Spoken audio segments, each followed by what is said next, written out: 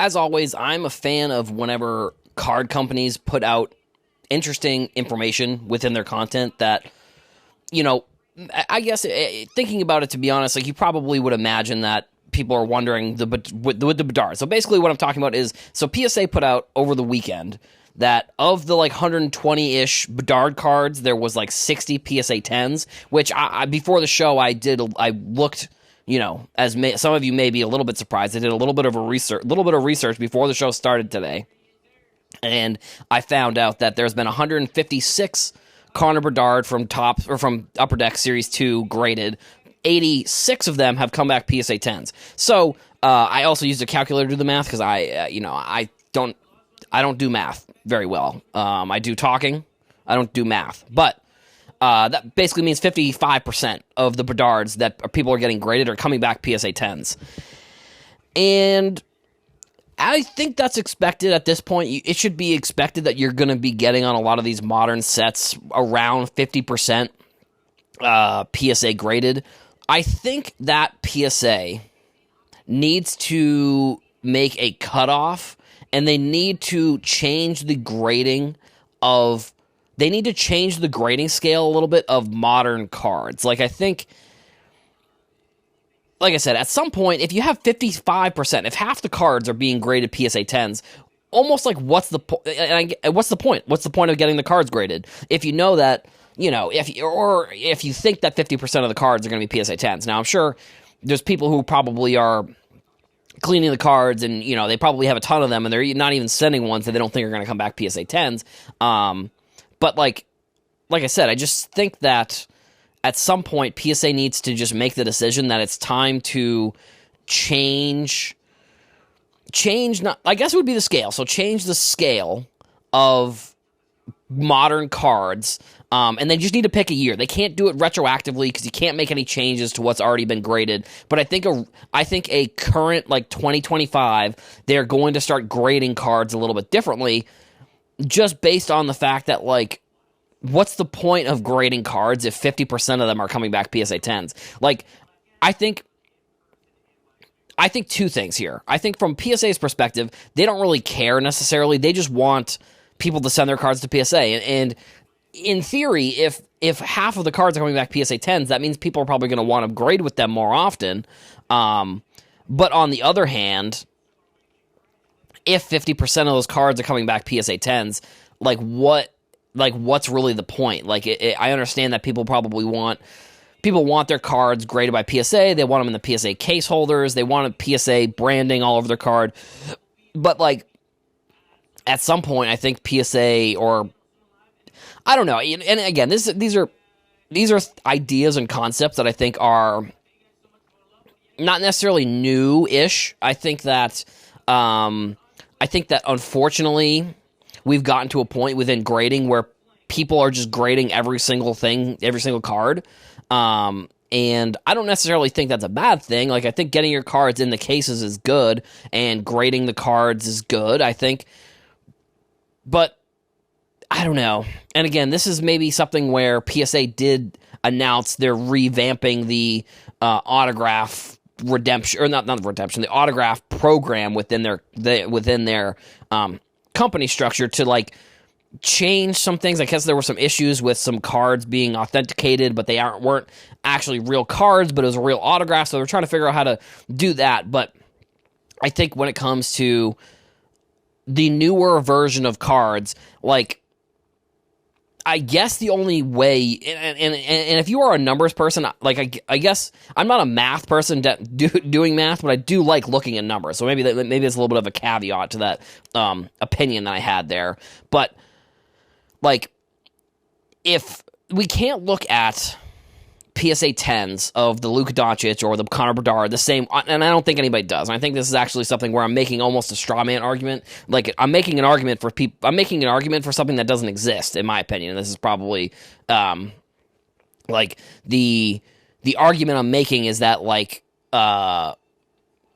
people want PSA 10s. They don't really, they're not worried about how many PSA 10s and if they want PSA 10s of modern cards, the other piece of this argument is people are not comparing the like for example, like Wayne Gretzky or like a Nolan Ryan PSA 10 of one of his early cards. They're not comparing that to modern cards and saying, well, because they're PSA 10s, they should be similar value. I think that people look at the fact that there's only like a few PSA 10s of some of those older cards, and that gives the PSA 10s more value, where nowadays with 50%, I almost think if you don't get a PSA 10, all you're doing is really hurting the value of your card potentially. And then you even get into people, if they don't get a 10, they crack it, they resubmit it, and that messes up the pop boards. I don't think there's anything they can really do about that. I think it's maybe overstepping a boundary potentially too, if you have card companies who are like, well, we're going to make it so that way you can't, you can't get your card resubmitted. Like putting some sort of like sticker or some sort of UV light on there, like to make it so you can't like take it out of the case. I think that's maybe overstepping a little bit of a boundary for card companies. Like, I don't think it's a terrible idea, if I'm going to be completely honest. I just don't think card companies would do it, because it's like, they're all about keeping the integrity of the cards probably. So they're not going to want to like hurt the cards. Like, they're not going to want to do something that could hurt, affect affect the overall, the overall quality or condition of the card. And these are just, like I said, these are kind of concepts that I don't think necessarily are new, that people, I don't think I'm inventing this concept. Like, I think that in the future, in a year or 2 or 3, probably sooner rather than later, there just needs to be a shift in how PSA does their grading. Going from where 50% are getting graded PSA 10s, they just need to make them they need to make the grade harder to get. Because if you look at the grade on a card of a PSA 10, sure, that's a good card to get, but it's like when you know that X amount, or that there's double the amount of PSA 10s, I think overall within cards, I don't know if it hurt. I don't think it helps. I don't necessarily know if it hurts the value of some of these cards, but it can't help the value if half of the cards that are being graded are PSA 10s. Fanatics basically announced what will probably be some of the last, at least for the time being, some of the last Caitlin Clark autographs coming out of their products. They're doing a Bowman U Topps Now set that is around March Madness, and I think there are 20 players on the checklist, and 10 of them are male, 10 of them are female, at least from when I was looking at the list. 1, 2, and the list of the players that they have on the women's side, I don't remember if I've talked about this on the podcast, and sorry, I know I do this a lot where I have a thought and then I go into another thought. This thought will lead into the other one, I think. There was somebody that I saw a video of, I think it was actually Paul Pierce, potentially. It might have been either Paul Pierce or KG's podcast, where they were talking about how right now there are probably more players in women's college basketball than men's college basketball that a lot of people in the public know. There haven't, Zach Edey is really one of the only names that I can think of. I mean, I guess Bronny James, but I don't think that really counts for this argument here.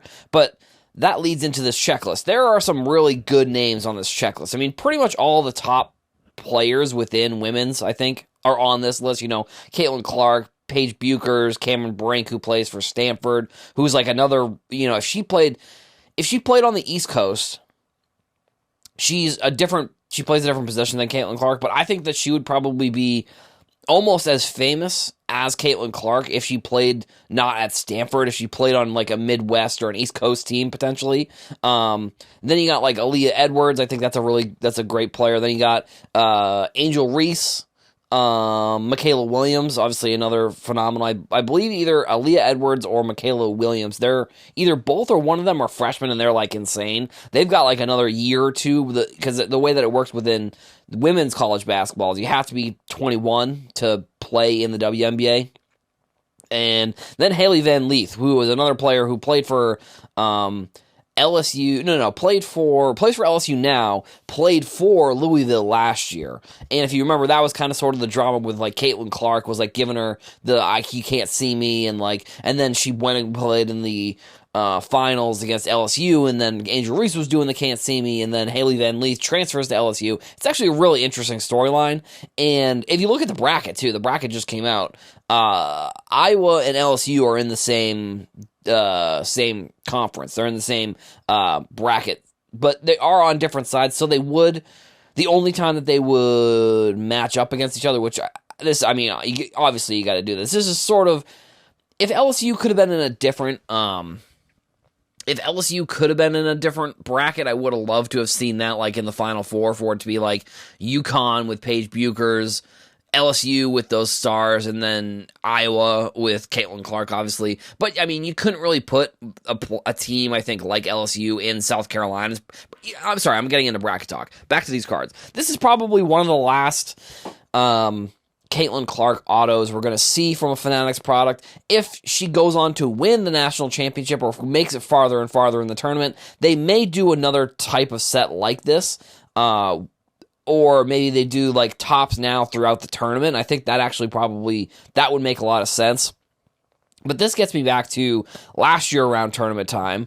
I don't know if it was on this show, it couldn't have been on this show because we haven't, hasn't been the 1 year yet, which is coming up April 1st. That's in a couple weeks. So if you go to the website, you'll see the tracker, or you'll see the countdown timer. That's going to be how many days we're close to the 1 year anniversary of this show, and just like the launching of Hobbynewsdaily, just the whole company platform in general. Very, very exciting stuff.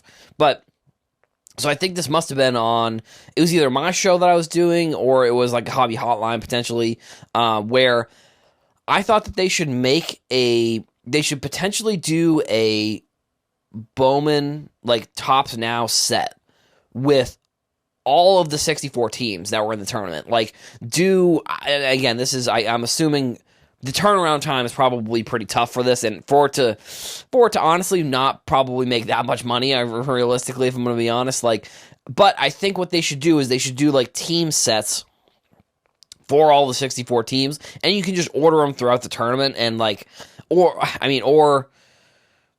feel like it would be kind of cool to do it for like until you get like eliminated, maybe, but at the same time, that might not. Again, that turnaround time I think is a little bit too quick. Like, I don't know what the logistics of doing this type of product would be, like the actual getting all of the cards, getting all of the, images for the cards, coming up with a design, which would be Tops Now, so it'd be a fairly simple design, mostly just a big photo with like a little bit of a nameplate on there.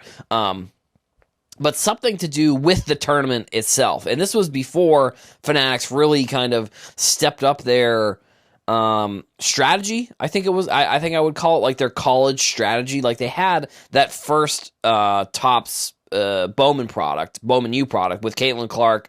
She was obviously the big name. And then Wembanyama was this year, but Caitlin Clark, Wembanyama was last year. Interesting. But either way, so that product I think would be very cool, but again, it's about making money within cards. Anything that's going to be done, you kind of have to really think about it from that perspective. Like, a cool product is only able to come out if there's an avenue where you can make money, and like if there's some sort of direction of that, I suppose, And so unfortunately, that concept probably will never be made.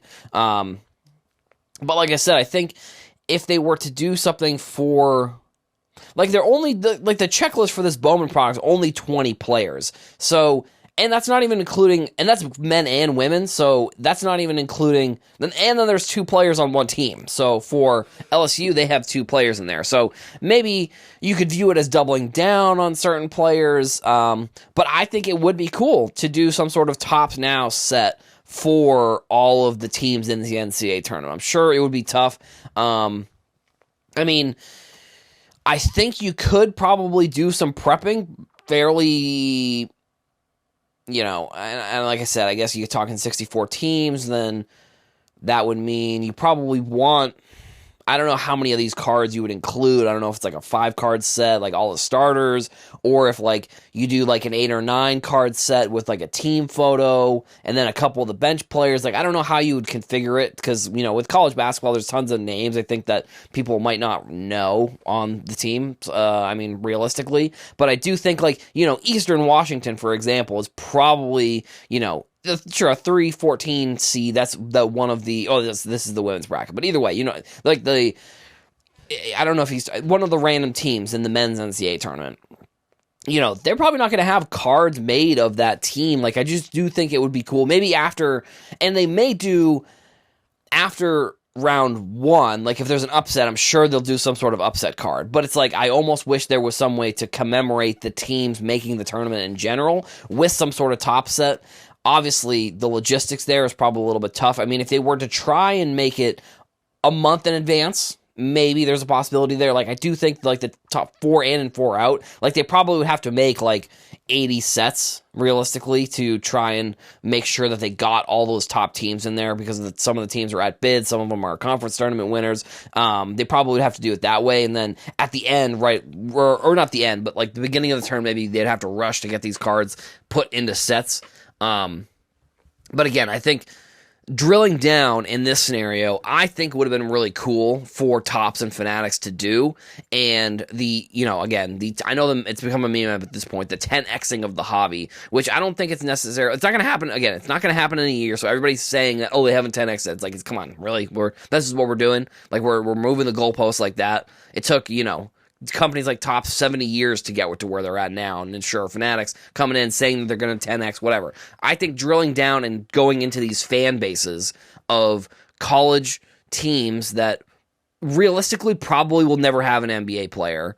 This will be the only time that some people even never watch these teams will be in the NCAA tournament. So it's like, you never really know. And it's like, there's always those fun stories of those random players that kind of make a run. And it's like, if you were one of the people who bought one of the original sets, and like a couple years ago when like Loyola Chicago, when they made it to the I doubt they would be able to make it so you get the cards before the NCAA finals, but I think if they were to, Loyola Chicago, if they were to make a set, potentially there's a chance that, like, with the sets being super limited, that, I don't know, maybe you get like a super limited set and you're able to sell it potentially, because like Loyola Chicago, they became a story that year, so it's like there's some value in that set. I don't really know, but I think it would be cool. We have the NCAA tournament coming up. I still haven't done my bracket. I think I'm waiting for a couple of, I don't know, experts. Everyone's an expert about college basketball this time of the season. But either way, exciting. Men's and women's brackets are both out. And Topps is coming out with a Bowman U set with some of the biggest names within college women's basketball. Men's basketball, I didn't really know the names, but the big names within women's basketball will be in the set with the men. I don't know if this is good timing or, I don't know. Some people might say it's good. Some people might say it's good timing. Some people would say it's bad timing for this card to be on sale through PWCC when it is now, because the LeBron James dual one of one autograph superfractor from last year's Bowman basketball, from this year's Bowman basketball, is on sale through PWCC right now. And the card, I'm trying to find it right now, I believe is already above. It's already in the 5 figures. Now, this was a card that I think I talked about probably, I don't know, probably like last week or the week before. And one of my theories and with things I was talking about was that I thought that this would be, this card would be a kind of catalyst for where I think the market is going in terms of like modern important cards, because that's what it is. It's probably one of the more important basketball cards this year. But also now the timing maybe would have worked out if USC made the tournament. Like, USC didn't make the NCAA tournament, which is, not exactly what you're looking for. If you are, the seller of this card, and maybe you were expecting that there was going to be any effect through the NCAA tournament. Now, granted, I think that the NCAA tournament probably will have an effect on some cards. I think this would have probably been the biggest high-profile card. But I was actually on Twitter, and so Mike from Junk Wax Hero, he put out an interesting tweet as well. He was kind of talking about this card, and he said, I know this has LeBron, but it is pretty shocking, and I'm paraphrasing a little bit here, but it is pretty shocking how strong the Bronny James market has been. And he's like, it's something I don't understand. And it is something that I don't understand sometimes about cards and sports cards in general, is like, sometimes the hobby just decides things are things. Like, they just decide that a certain player or a certain sport is important, or vice versa. A certain player or a certain sport isn't important, or certain positions in sports. I suppose that's one way of looking at it. Like football, for example, is like the positions within sports, obviously quarterbacks, but it's like wide receivers and running backs could be just as high as quarterbacks if, like, I don't know. I feel like they could be the prices if people wanted to pay them, but like for some reason, the cards just never hold their value. They never kind of stay as valuable as some of the quarterbacks.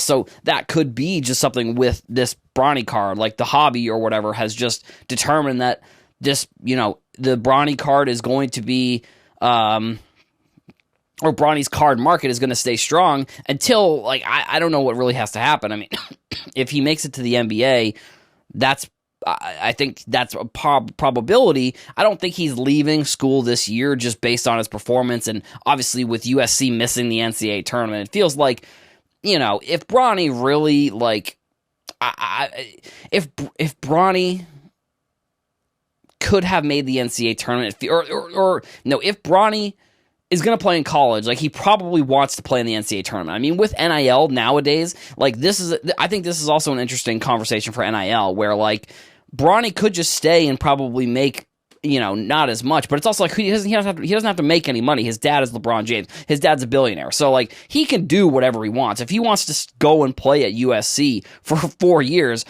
I don't think that's out of the realm of possibility, if I'm going to be completely honest, because, like, if he keeps getting better within the 4 years of college, like, why would he want to go to the NBA if he's not ready? So that's why I'm from what I've heard, Bronny is staying, just based on kind of everything that's happened. But I think that means another year of, Bronny being in Topps and Bowman products and not being in Panini products, which I think, if you're Panini, you're probably, you probably have some sort of shrine in your office with Bronny's picture and a bunch of candles lit up, because, like, he is literally the last, not even savior, he is the last, like, bit of hope that Panini has for selling cards next year, potentially.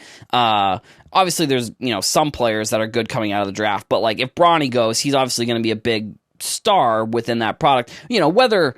And here's the thing, too, whether he goes to the NBA and doesn't get drafted, which I don't necessarily think would happen, because I do feel like just the star power or just the name power is enough he would be a second-round pick. Like, first-round picks, I'd say they're probably a little bit harder to invest in a player who maybe isn't fully developed yet. Like Bronny, also, I know I keep saying this, he had the heart thing over the last summer, so he's still recovering from that. He's not even a year out from, like, basically being passed out on the court. So, like, he still is probably recovering from that. I mean, there's still all of those complications. I'm sure it's probably not just like, oh, I'm just better and I can just play basketball now. I'm sure there's more, extra stuff that has to go on behind the scenes for him. But, like, if you're a team in the second round and Bronny James is still there, like, I also would almost be surprised if he wouldn't go high in the first round. Like, if somebody would draft him at, like,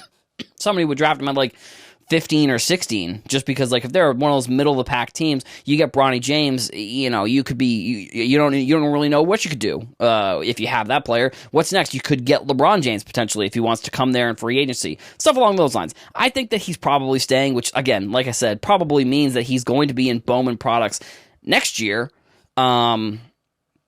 Which obviously would be good for Topps and Fanatics. Like I said, Panini is probably sitting by a Bronny James shrine. My other point was, even if Bronny doesn't get drafted next year, he will definitely be in Panini basketball products. Like, if he signs as an undrafted free agent or does something, even if he wasn't drafted, he'll be in the product somehow. But if he stays in college, he can't be. He'll still be in the Topps products, which I think is still also good. But with USC not being in the tournament, I do think, like I said, it could have been good timing, and now it's clearly bad timing for this card to sell through PWCC, the one-of-one Bronny LeBron auto.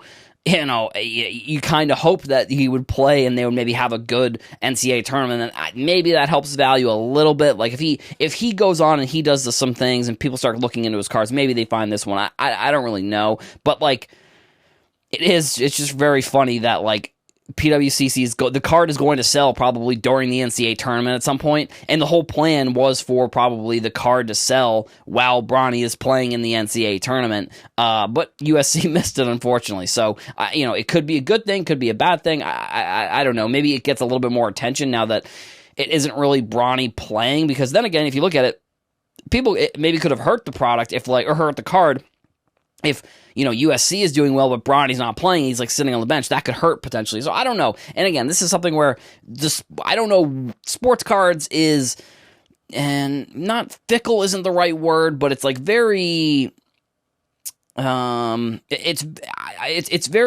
could change very quickly, I think.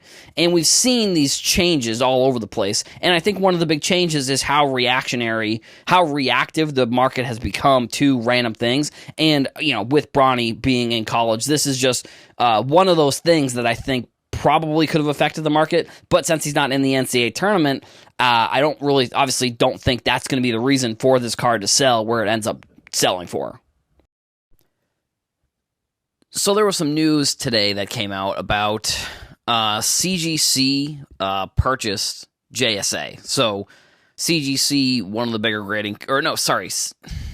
CCG? I'm looking at a tweet that says CSG, and then I'm reading it says collect. Either way, this continues sort of a trend that I don't really even necessarily think is a new thing within sports cards, but of companies coming together and combining. I think we went through a period in COVID when every company was trying to build their own thing, and every company was trying to do something a little bit different. And I think a lot of companies did a pretty good job at building themselves. And I mean, like I said, this is not something that's this isn't like a new trend, like Topps and Fanatics. They are obviously together now. You got Golden and PSA, which I think that there's been some news. There's some rumors about the sale there. I'm not 100% sure, but just as a point, or even, you put in maybe Card Ladder into that conversation. But companies coming together, I think it's good and bad for the hobby, I suppose, because what I think is good about it is that the companies usually are companies that are trying to maybe break into a different type of industry or bring in an industry of something that they weren't really doing. For example, PSA and Golden, like neither company was really doing what the other company did. So when they come together, it helps the consumer within sports cards. And I know that there's probably a way you could determine what the total market share, I would be interested to know like how many, like what number is Fanatics using when they're saying they're going to 10x the hobby. Just because I think that the industry maybe isn't, and I think this is maybe something, I don't know, I think this makes sense. The industry maybe isn't big enough for companies to succeed on their own without offering some sort of combination there. Like, I don't know necessarily when, let's just say somebody grades their card through PSA. Like now that PSA and Golden are kind of together, I'd be interested to know if there's revenue share or if there's no revenue share with those two companies combining. And we have seen companies come together to make one, but for the most part, we've seen over the past few years, like I said, Topps and Fanatics, they came together. We haven't really seen anything from Panini yet necessarily. But companies coming together, I think, is good, like I said, for the industry. And but I could also see the argument of how it might not be so good because, I look at other industries, for example, like video games. I think video games is probably one of the better examples just because it's in a it's in sort of a close universe of sports cards, if that's one way to put it. The niches are close together. And Madden and EA have had the NFL license, and no other companies have been able to make any games. And I think if you listen to people within the gaming industry, they might complain about the game. I play the game pretty frequently, and it's fine. I mean, obviously the people who are professionals, and happens with Call of Duty as well, the professionals are going to complain because they know they're playing it the most, and they know the intricate nuances that are issues and bugs within the game. But we have not seen a new football game that wasn't from EA. And I don't even remember. It was a 2K game that I don't even remember. I think it might have been 2K like 11 or something like that. I don't. It was that long ago. I don't even think I remember playing it. But that's one example of where. And I know that wasn't necessarily a company acquiring another company, but of one company sort of controlling a lot of what's going on within a specific industry and having sort of the licensing within a specific sport. And I don't necessarily think, I think if I look at that, I maybe see the issue coming in potentially with Topps and Fanatics and, other companies that are coming together and kind of building what would be considered a monopoly. But then I also look at I think the flip side of that coin is that each area within the hobby is so different. It's not like with a video game. It's like there's just one thing that is the product. Like there's tons of different things within sports cards that are different. But I just think it's good to learn about what has happened to industries. I think it's important for us within sports cards to learn about what's happening with other industries and kind of see how maybe people are trying to come into our industry and do a similar thing. That's not to talk about any specific company or any specific person. I'm just saying in general, the gaming industry or whether it's the music industry or movies or TV or any of these things, like it's to me, that it's very interesting, the contrast between those industries and what has happened in those industries, and then maybe potentially what could happen down the road with our industry. And again, I think on one side there's that, but then on the flip side, there are so many specific small things within sports cards that make the experience different for almost everybody that kind of likes sports cards. And that's sort of, with Madden, for example, that's not really the case, or with a movie or a TV show, there's no specific way to experience those things there's no way to experience those things any differently like there is with sports cards. There's just tons of ways to do it. So, like I said, this all stems from, two companies within the sports cards consolidating. I still think that we're probably going to see more of this in the future, actually. I think that this is maybe, we have seen it, and it's not even that new of a trend. Like, we've seen it, and I think it's going to continue to, be a narrative, potentially, within cards. And card companies specifically. I think it's going to happen. I think it's still going to happen. It's probably going to happen until, I hope that it doesn't happen until it's like everything is owned by one company, I guess. But I do think that, it's going to be interesting to see over the next, year, 2 years, what other companies maybe come together and form some sort of partnership with another company that's in a similar realm, but not the same. And I think, like I said, that's also one of probably the bigger things that makes sports cards so much different than those other industries. But like I said, it's also still good to see and learn when things like that are happening. It has that happen in other industries, and to maybe learn, take a step back, and actually see some of the similarities that are happening between our industry and other industries, all throughout the entertainment world. On today's episode, we kind of have three main topics. I'm going to cover two of them because I think they're still developing. And then one I'll talk about a little bit more at length. So first one, if you hadn't heard yesterday or the day before, or today, maybe this morning, there is a controversy with Shohei Ohtani, and apparently and this is one that's developing, and the story's changing every minute. Basically, the story's changing. But Ohtani apparently paid some bookie for his interpreter's betting debt or something like that.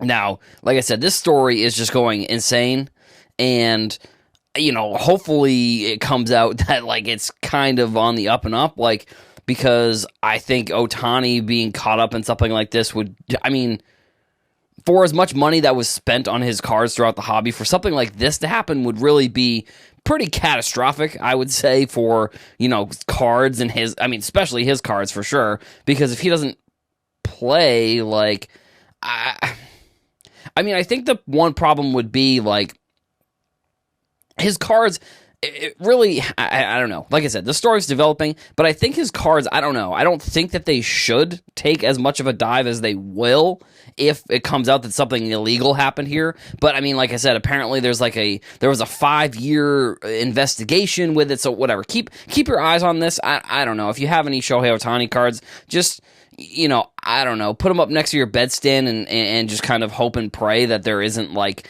actually something super illegal that happened here, if I'm going to be completely honest, because that's what seems like that is what seems like has happened potentially. I guess this story isn't really developing. It's more just it's a newer story that I don't have much to speak about. Is going to be PSA and Fanatics Live have partnered up, and as part of one of the Panini one of the perks for having one of the PSA memberships is you're gonna get credits to Fanatics Live, which I've seen people talking about that, like, the credits aren't worth potentially what you'd be spending for the extra thing. Like, like the math doesn't add up. So it's like, what's really, like, what are they even trying to do here? Because if you're not getting more credit, or if you're not getting the credit that you're paying for with this membership, what's the point, really? So, I don't know. Again, it's something that's still more of a newer story. I just think it's interesting, obviously, that Fanatics and not even Fanatics Live and PSA are partnering up, or teaming up, or not really partnering or teaming. I don't know. They're coming together for a deal where you get, but it looks like it's going through PSA for the most part. So you have to, have this certain PSA membership, and the PSA membership gets you Fanatics credits. I don't, and I'm sure there's probably some deal where it's like if a certain breaker is, and I don't know, actually, I forget if this was one of the things where it's like if a breaker is partnered on Fanatics Live, you can get your cards graded through PSA easier. I forget if that's part of it, but this is sort of a newer story, and that's sort of my thoughts on that. I guess I think that this is maybe one of the bigger stories. Like, obviously the Ohtani story is going to be big for sports cards, but this is actually a story that relates to specifically cards. So, Fanatics started putting out some of their images for this year's Topps Dynasty, which, I'll be 100% honest with you. I'm a very, I don't want to say novice, but like on some of these higher end products, I don't know the market as well. But I know that like Topps Dynasty is basically in the realm of like what National Treasures is for baseball. Topps Dynasty is going to be one of the bigger, high end, expensive products. Maybe similar to like Impeccable or Immaculate or any of those, big high end cards for Panini. That's what this is. And Wembanyama, some news is that Wembanyama is going to be in this product. And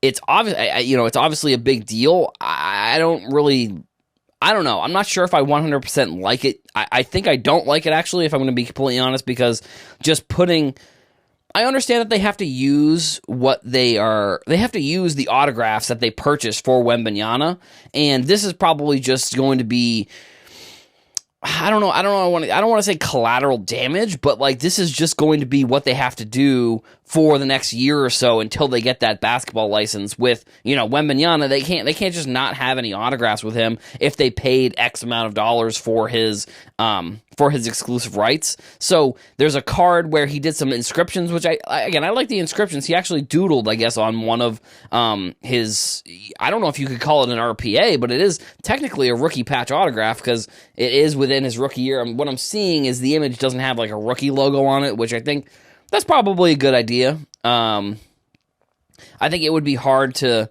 justify putting a rookie logo on there, but it doesn't.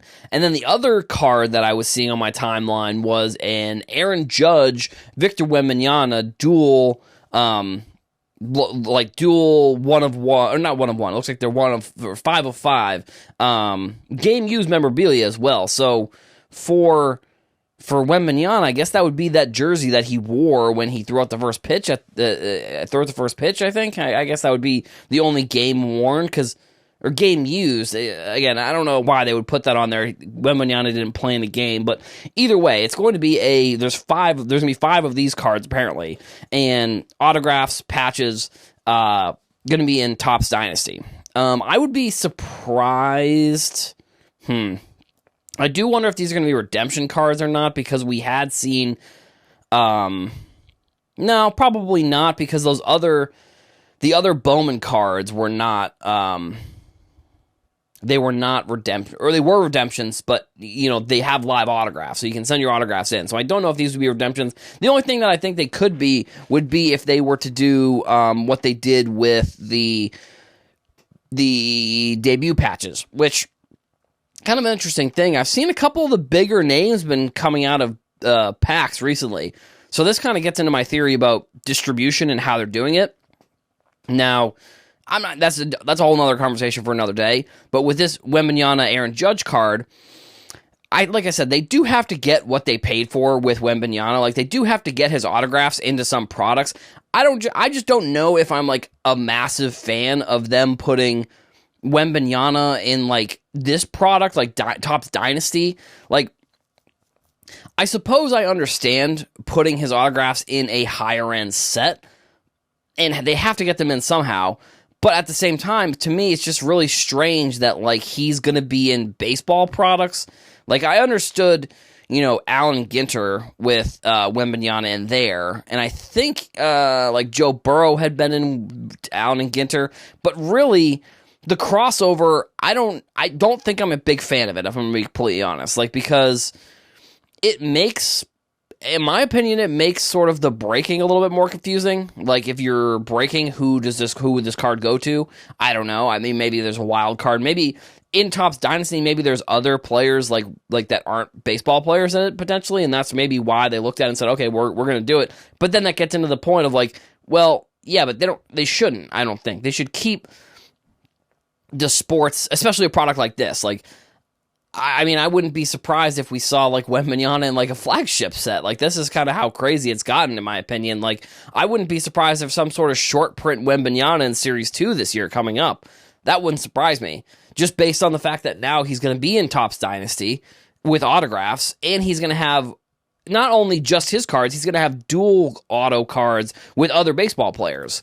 I'm not somebody who is buying Topps Dynasty or buying any Topps Dynasty cards, so maybe my opinion isn't necessarily fully valid, because it's like, maybe those people like it. I'm just saying, I don't necessarily love the fact that they're putting a basketball player in baseball products, and like, it just doesn't, I don't know. There's something about it that just seems weird to me, and I guess we'll see if he's going to be in any other products. I don't know for sure, but I think the fact that he's going to be in Topps Dynasty, I think that potentially indicates to me that he's going to be in other baseball products similar to this one with autos and like, I don't know what else, but I think that this signals that he probably will be in other baseball products throughout this year.